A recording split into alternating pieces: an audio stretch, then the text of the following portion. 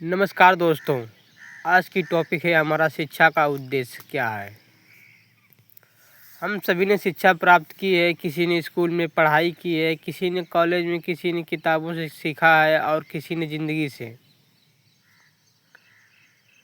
लेकिन एक सवाल बहुत गहरा है, क्या केवल किताबें पढ़ लेना ही शिक्षा है?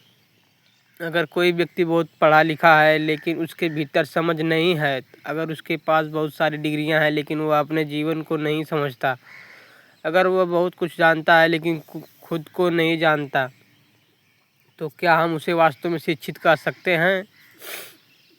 ओशो की शिक्षा संबंधी विचारधारा से प्रेरित होकर आज हम इसी प्रश्न पर विचार करेंगे। शिक्षा का उद्देश्य केवल नौकरी पाना नहीं बल्कि एक जागरूक इंसान बनना होना चाहिए। बचपन से ही बच्चे से कहा जाता है, पढ़ो, अच्छे नंबर लाओ, कक्षा में पहला स्थान प्राप्त करो, दूसरों से आगे निकलो। लेकिन शायद बहुत कम लोग बच्चे से यह कह सकते हैं, अपने आप को समझो। उसे बताया जाता है कि गणित कैसे हल करना है, इसलिए इतिहास कैसे याद करना है, परीक्षा में अच्छे अंक कैसे लाने हैं। लेकिन उसे यह कौन सिखाता है कि गुस्सा आने पर क्या करना है, असफलता मिलने पर कैसे संभलना है, डर के साथ कैसे जीना है, दूसरों से तुलना किए बिना अपने जीवन को कैसे स्वीकार करना है, अपने मन को शांत कैसे रखना है। यही शिक्षा का सबसे महत्वपूर्ण हिस्सा है, क्योंकि किताब का ज्ञान तुम्हें नौकरी दे सकता है लेकिन जीवन की समझ तुम्हें जीना सिखाती है। आज की शिक्षा अक्सर बच्चों से कहती है, तुम्हें किसी और से बेहतर बनना है, लेकिन क्या जीवन वास्तव में एक प्रतियोगिता है? एक बच्चा दूसरे से ज़्यादा अंक ले आया तो हम कहते हैं वह सफल है। दूसरा बच्चा कम अंक लाया तो हम कहते हैं वह कमज़ोर है। लेकिन हो सकता है वह बच्चा किसी और क्षेत्र से बहुत प्रभावशाली हो। किसी को गणित पसंद है, किसी को संगीत, किसी को चित्र बनाना, किसी को खेल, किसी को लिखना, किसी को प्रकृति के साथ रहना।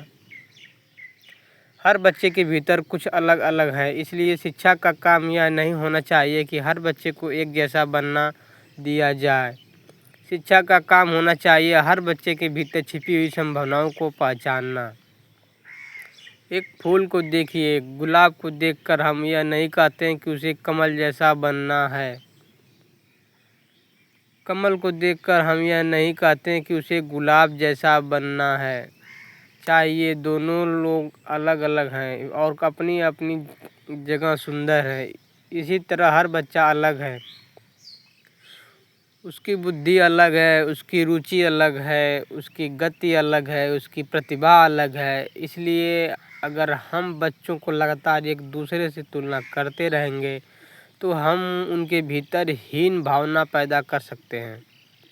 शिक्षा बच्चों को यह सिखाइए, तुम किसी से कम नहीं हो, तुम्हें बस अपने भीतर की क्षमता को पहचानना है। लेकिन शिक्षा केवल बच्चों की जिम्मेदारी नहीं है, शिक्षक की भूमिका भी बहुत महत्वपूर्ण है। एक अच्छा शिक्षक केवल किताब नहीं पढ़ाता, वह बच्चे को देखने की कला सिखाता है। वह बच्चे के प्रश्न से परेशान नहीं होता, वह बच्चे के सवालों को दबाता नहीं है, बल्कि कहता है प्रश्न करो और ज़्यादा प्रश्न करो। क्योंकि जिस बच्चे ने प्रश्न करना छोड़ दिया उसकी सीखने की यात्रा रुकने लगती है। हमें ऐसे बच्चे नहीं चाहिए जो केवल शिक्षक की हर बात को बिना समझे स्वीकार कर ले। हमें ऐसे बच्चे चाहिए जो पूछ सकें क्यों, कैसे, क्या, ऐसा भी हो सकता है, क्योंकि प्रश्न से ही खोज शुरू होती है। शिक्षा एक बहुत बड़ा दुश्मन है, डर। अगर बच्चा शिक्षक से ये डरता है तो वह बहुत सवाल नहीं करेगा। अगर बच्चा माता पिता से डरता है तो वह अपनी परेशानी नहीं बताएगा। अगर बच्चा परीक्षा से डरता है तो उसका पूरा ध्यान सीखने से हटकर केवल अंक बचाने पर लग जाएगा। डर में शिक्षा गहरी नहीं हो सकती। बच्चे को गलती करने की स्वतंत्रता चाहिए, क्योंकि गलती असफलता नहीं है, कई बार गलती ही सीखने का रास्ता होती है। अगर बच्चा गलत उत्तर देता है तो उसे अपमानित करने के बजाय उससे पूछिए, तुमने ऐसा क्यों सोचा? उसके उत्तर के पीछे की सोच को समझिए, शायद वहीं से असली शिक्षा शुरू होगी। आज बच्चे किताबों के बीच बहुत समय बिताते हैं, लेकिन क्या वे अपने आप के साथ समय बिताते हैं? उन्हें हर समय कुछ न कुछ करने के लिए दिया जाता है। होमवर्क, कोचिंग, ट्यूशन, परीक्षा, मोबाइल, वीडियो, लेकिन थोड़ी देर चुप रहना, अपने विचारों को देखना, प्रकृति को देखना, अपने मन को समझना, यह भी शिक्षा का हिस्सा होना चाहिए। क्योंकि अगर बच्चा केवल बाहर की दुनिया को जानता है और अपने भीतर की दुनिया से अनजान है तो उसका ज्ञान अधूरा है। शिक्षा का अर्थ केवल जानकारी इकट्ठी करना नहीं है। आज इंटरनेट पर कुछ भी खोजा जा सकता है। जानकारी हर जगह उपलब्ध है, लेकिन जानकारी और बुद्धिमत्ता में अंतर है।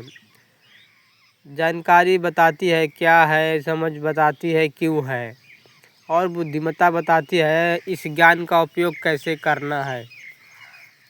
इसलिए शिक्षा ऐसी होनी चाहिए जो बच्चे को केवल उत्तर न दे, बल्कि उसे सही प्रश्न पूछना भी सिखाए। और एक महत्वपूर्ण बात, असफलता। हम बच्चों को असफलता से इतना डराते हैं कि वे कोशिश करने से भी डरते हैं। लेकिन जिंदगी में हर व्यक्ति कभी न कभी असफल होता है। परीक्षा में सफलता हो सकती है, व्यवसाय में असफलता हो सकती है, रिश्तों में असफलता हो सकती है, किसी लक्ष्य में असफलता हो सकती है। लेकिन असफलता यह नहीं कहती कि तुम बेकार हो। असफलता केवल यह कहती है कि यह तरीका काम नहीं किया, अब कुछ नया सीखो। अगर शिक्षा बच्चों को असफलता से दोस्ती कराना सिखा दे तो वह जीवन की बहुत बड़ी परीक्षा पास कर चुका है। माता पिता के लिए भी एक संदेश है, अपने बच्चे को अपनी अधूरी इच्छाओं का साधन मत बनाइए। अगर आप डॉक्टर नहीं बन पाए तो ज़रूरी नहीं कि आपका बच्चा डॉक्टर बने। अगर आप किसी परीक्षा में सफल नहीं हो पाए तो ज़रूरी नहीं कि आपका बच्चा वही सफलता हासिल करे। बच्चे को अपना जीवन जीने दीजिए, उसका मार्गदर्शन कीजिए, लेकिन उसके जीवन का मालिक मत बनिए। उसे दिशा दीजिए, लेकिन उसके कदमों की स्वतंत्रता मत छीनिए। क्योंकि बच्चा आपका, लेकिन उसका जीवन उसका अपना है। शिक्षा का सबसे सुंदर रूप वह होगा जिसमें शिक्षक और विद्यार्थी दोनों सीखते हैं। शिक्षक यह न सोचे मैं सब जानता हूँ, बल्कि वह कहे मैं भी सीख रहा हूँ। क्योंकि जीवन की कोई अंतिम किताब नहीं है, हर दिन कुछ नया सीखता है। एक बच्चा भी हमें कुछ सिखा सकता है, एक गरीब व्यक्ति भी हमें कुछ सिखा सकता है, एक असफलता भी हमें कुछ सिखा सकती है, प्रकृति भी हमें सिखाती है, मौन भी हमें सिखाता है। इसलिए सच्चा विद्यार्थी वह है जो जीवन भर सीखता रहता है। और शायद शिक्षा की सबसे बड़ी सफलता यह नहीं होगी कि बच्चा कितनी बड़ी नौकरी प्राप्त करता है, बल्कि यह होगी कि क्या वह अच्छा इंसान बना, क्या वह ईमानदार बना,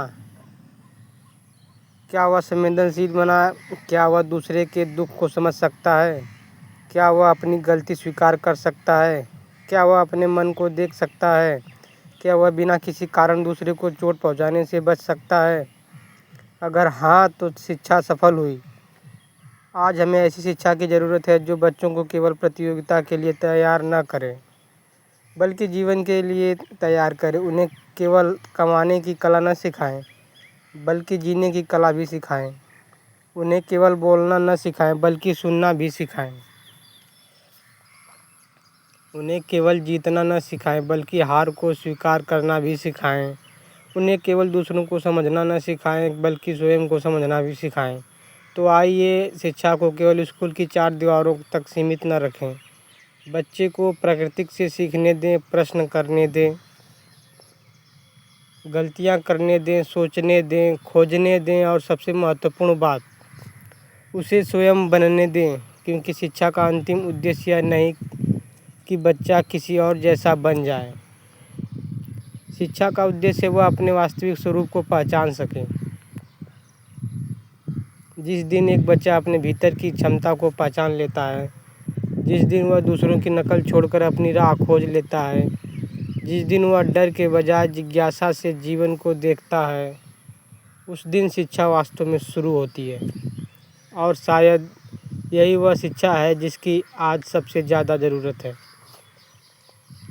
डिग्री से आगे शिक्षा, नौकरी से आगे शिक्षा, अंकों से आगे शिक्षा, अपने आप को जानने की शिक्षा। क्योंकि अंत में दुनिया को केवल पढ़े लिखे लोग नहीं चाहिए, दुनिया को जागरूक, संवेदनशील और समझदार इंसानों की ज़रूरत है। और अगर शिक्षा एक बच्चे को ऐसा इंसान बना देती है तो उससे बड़ी कोई शिक्षा नहीं। धन्यवाद दोस्तों। अगर वीडियो अच्छी लगी हो तो लाइक, शेयर, कमेंट और सब्सक्राइब ज़रूर कीजिएगा। वीडियो में थोड़ा मोड़ा गलती हुई होगी, उसके लिए क्षमा चाहते हैं।